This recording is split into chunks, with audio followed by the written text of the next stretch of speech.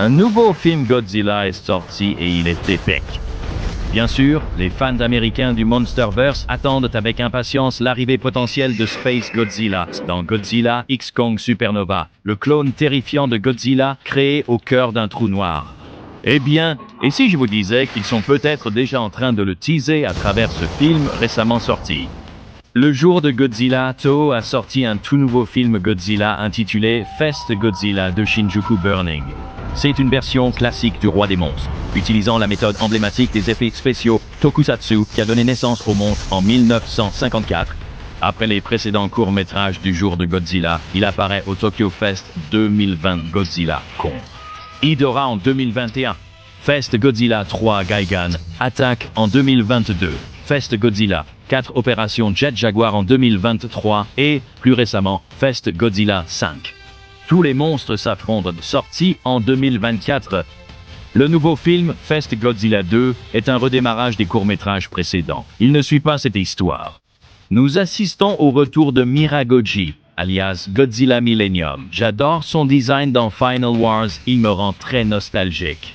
Je suis content qu'il l'ait enfin laissé se reposer. Il commençait à accuser son âge. Tu as bien travaillé, mon vieux.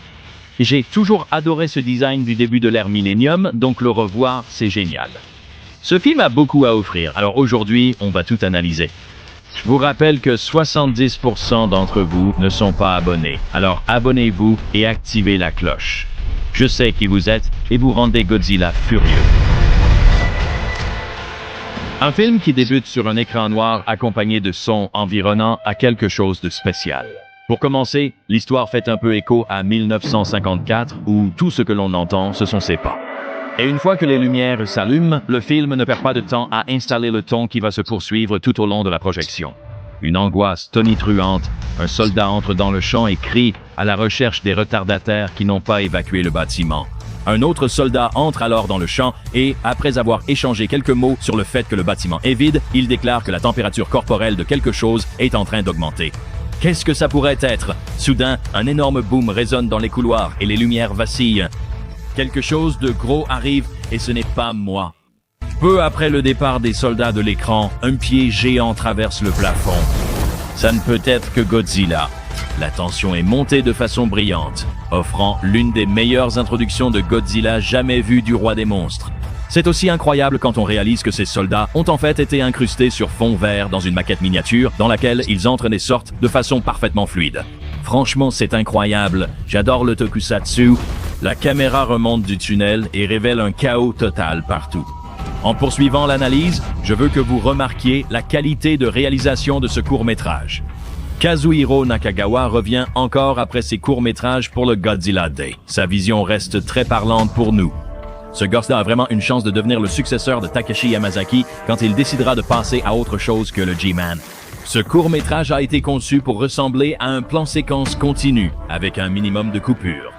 Au fil de notre progression, soyez attentifs. Leur manière fluide de traverser la destruction est magistrale. C'est impressionnant. Je ne crois pas qu'il y ait une coupe traditionnelle avant la fin. Revenons à l'analyse. L'armée combat Godzilla en lançant des missiles sur le roi. Godzilla pousse alors un rugissement puissant et prépare son arme la plus mortelle, son souffle atomique. C'est tellement étrange, mais curieusement satisfaisant de voir Miragoji avec un souffle atomique bleu, puisque nous avons l'habitude de voir son souffle atomique orange caractéristique. Mais ne t'inquiète pas, cela va bientôt changer. Ce qui se passe ensuite, c'est de l'or pur de film de kaiju. Juste avant que Godzilla ne libère son souffle, une fusée s'écrase sur son flanc, ce qui fait dévier son attaque. Godzilla change alors d'approche et charge ses ennemis. La musique explose et un plan panoramique impressionnant semble interminable.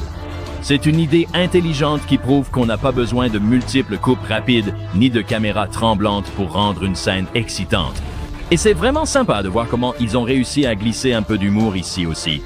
Les films de kaiju sont connus pour leur absurdité, comme ce moment où le concierge chante et danse tandis que Godzilla ravage l'arrière-plan.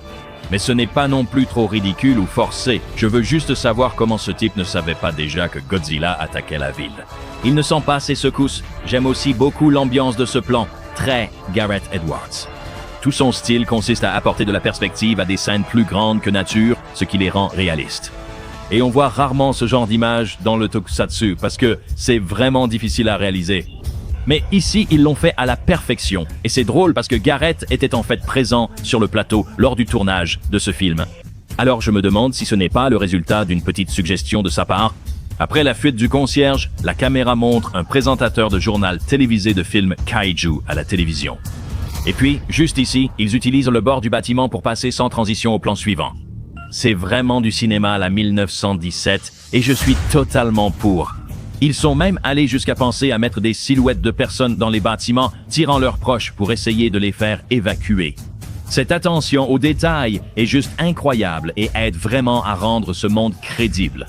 Vous pouvez vous moquer de ce type de réalisation autant que vous voulez, mais une bonne vision reste une bonne vision, et le réalisateur a une vision exceptionnelle. Comme une vision 20 sur 20 très claire, avec un budget d'environ $20, il a accompli beaucoup. Même avec des effets spéciaux numériques, leur bon usage et le budget limité n'affectent pas le résultat final. Observez cet hélicoptère qui se tourne vers la caméra, tandis que le souffle de Godzilla passe tout près, puis la scène continue.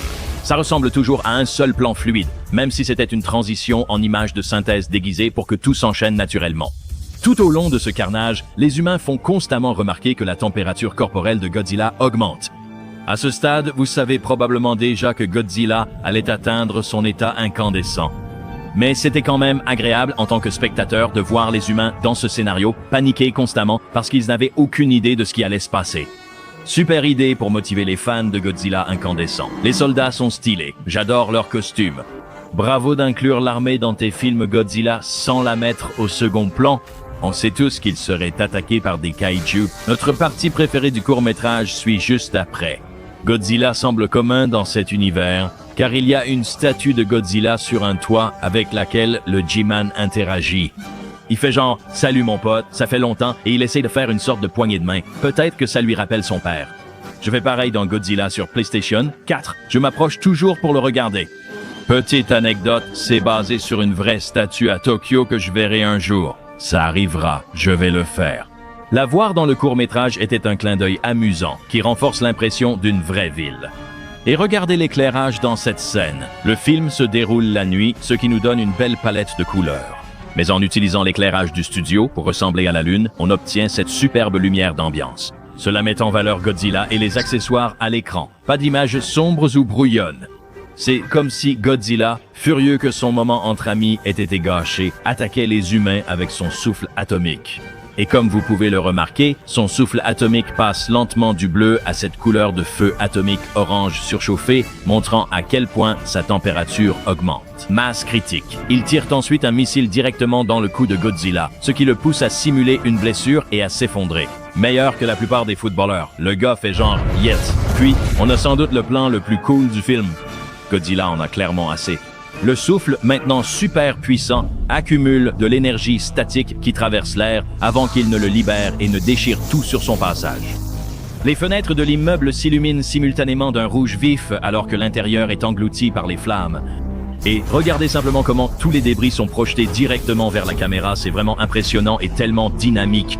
Et dans la fumée et les débris, il ne reste qu'un silence étrange. On entend seulement les faibles sons des sirènes, du feu et de la destruction. Dans la fumée, quelque chose a changé, et lorsqu'elle se dissipe, on voit que Godzilla a atteint sa forme en fusion. Il a l'air menaçant et furieux, comme Anakin sur Mustafar après avoir tué les Padawan. Ses yeux brillent comme des flammes, et on voit l'énergie immense bouillonner en lui. Laisse rugir ce cri, mon grand. J'adore ce design, c'est l'un de mes gars préférés dans Asus de tous les temps et ne me déteste pas. Mais je pense un peu que c'est la meilleure version de Godzilla en feu qu'on ait vue jusqu'à présent dans la franchise. C'est au moins l'une des plus stylées, je te jure. On peut même voir un phénix brûlé à l'intérieur de Godzilla. Que ce soit intentionnel ou non, c'est un excellent lien avec Godzilla puisqu'il a, pour ainsi dire, renaît de ses cendres. Certains d'entre vous, les résidents, se souviennent peut-être des vidéos de couverture que nous avons faites sur ce court-métrage il y a quelque temps, où il avait été dit que cet acteur allait avoir un rôle majeur dans le film. Eh bien, il s'avère que c'est le cas. Pendant 30 secondes, il fixe Godzilla et dit « Dragon rouge », ce qui peut signifier plusieurs choses. Dans la mythologie d'Asie de l'Est, le dragon rouge symbolise souvent la puissance, la destruction, la renaissance et, bien sûr, le feu. Toutes des caractéristiques étroitement liées à Godzilla lui-même. Donc le nom est peut-être simplement symbolique. J'ai le sentiment que ce personnage aura un rôle plus important dans la suite prévue en 2026. Nous arrivons enfin à la plus grande surprise et à la partie la plus intrigante de ce court-métrage. Un éclair gronde, notre protagoniste se retourne pour voir, puis on entend les gargouillements d'une créature monstrueuse. Un kaiju mystérieux est apparu, dissimulé par le feu et la fumée. Les fans sont déjà en train de s'exciter en essayant de deviner qui pourrait être ce monstre. Alors voici notre avis. Ces courts-métrages mettent en avant les kaiju classiques de la série. Il est donc peu probable que ce soit un nouveau monstre. Alors, de quoi s'agit-il? Certains monstres souhaitent-ils célébrer leur anniversaire en 2026? Ebirah, Horreur des profondeurs, est sorti en 1966, donc son 60e anniversaire sera l'an prochain. Mais les sons et la silhouette ne correspondent pas à ce monstre. Godzilla contre Destoroyah, sorti en 1995, fête cette année ses 30 ans. Mais encore une fois, cela ne correspond pas à ce monstre. En ce moment, de nombreux fans spéculent qu'il s'agit en réalité de Biollante, et nous sommes convaincus que cela pourrait effectivement être le cas. Nous pouvons estimer cela avec quelques éléments. D'abord, les couleurs de la fumée, bleu, vert, puis violet. Toutes les couleurs, et le vert en particulier, sont associées à Biollante. La prochaine raison pour laquelle il s'agit probablement de Biollante, c'est que nous entendons plusieurs sons provenant de la créature en même temps. Un cri, puis des sifflements et des grognements, tout en même temps. Presque comme s'il y avait plusieurs bouches, Biollante a un ensemble de sons très spécifiques. Elle rugit et grogne comme un monstre, puis ses bras, dotés de bouches, émettent un cri strident. Parfois, mais le court-métrage n'a pas ce fameux chant de baleine propre à Biollante. Les sons sont proches, mais pas exacts, mais bien sûr, ils veulent garder ce monstre secret jusqu'à l'année prochaine. Je leur en veux un peu pour ça, mais en observant les silhouettes, on distingue des formes serpentines ou des tentacules bouger dans la fumée. Le corps lui-même ne semble pas avoir une structure normale. Ce n'est pas une bête bipède comme Godzilla, et il n'a pas cette qualité animale que quelque chose comme Anguirus aurait. Il y a donc de grandes chances que ce soit Biollante, ce qui serait incroyable à voir. Sa marionnette est immense, donc la recréer serait un sacré défi. Mais qui d'autre cela pourrait-il être? Eh bien, je pense que ça pourrait aussi être Space Godzilla, et cette longue ombre qui ressemble à un tentacule serait sa queue. Comme on le sait, Space Godzilla a une très longue queue. Les sons gargouillants comme ceux d'un extraterrestre. Et bien sûr, on dirait qu'il s'est écrasé ou matérialisé depuis l'espace, ce qui est essentiel à son personnage. Et avec Godzilla X Kong Supernova qui pourrait introduire Space Godzilla, ou du moins quelque chose de similaire. Il est logique qu'il profite de l'occasion en proposant un nouveau court-métrage avec notre mutant géant de l'espace préféré. À part Space Godzilla ou Biollante, je ne vois pas quel autre kaiju cela pourrait être. Dites-nous en commentaire qui vous pensez que c'est. Et voilà, le court-métrage est terminé juste au moment où il allait révéler le prochain kaiju. Grosse frustration à ce niveau-là. Ce court-métrage était génial et révèle le talent du réalisateur Kazuhiro. Il a vraiment maîtrisé son art et nous a offert quelque chose d'aussi qualitatif que les grosses productions de Toho du début des années 2000. Qu'il est filmé pour donner l'illusion d'un plan séquence est incroyable. C'est en partie pour cela que je suis tombé amoureux du cinéma. Ce savoir-faire devient vraiment rare aujourd'hui. La montée de la médiocrité due à l'intelligence artificielle me fait d'autant plus apprécier ce genre de choses.